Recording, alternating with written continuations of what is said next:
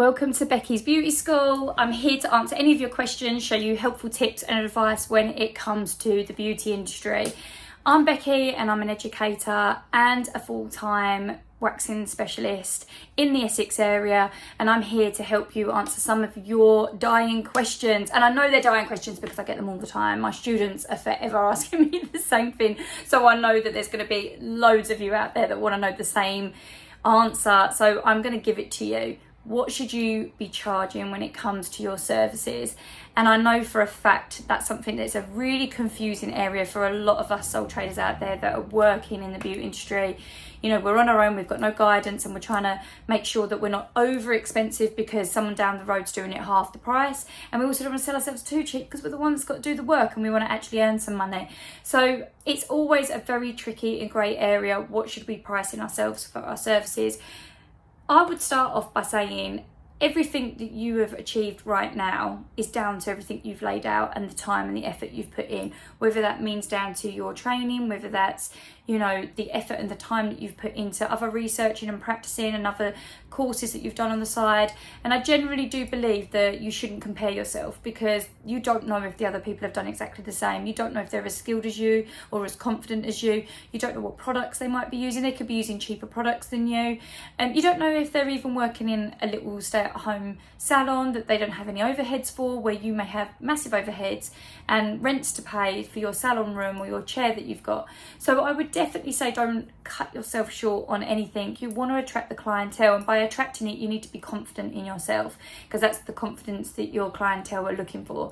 If people don't want to pay it, they won't pay it, but by putting loads of offers and discounts out, all you'll get is those that chase the discounts and they're not bothered about their loyalty to you.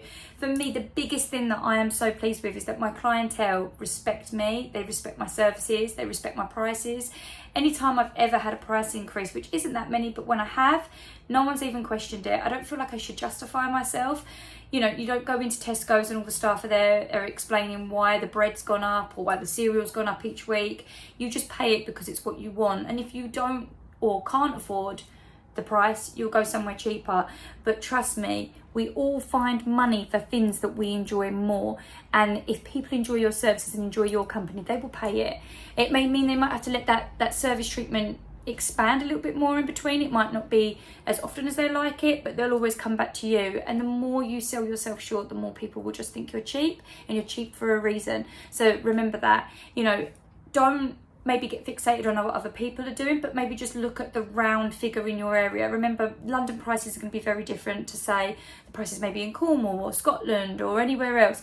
So just remember that there is a sort of a ballpark area figure, but don't fixate on what other people are doing. Look at what you're happy to pay. Look at the fees that you're laying out for that service to obviously happen, whether that's your online booking system that you have to account for, whether that's your stock, or whether that's your staff or your overheads or your parking or your travelling to and from work.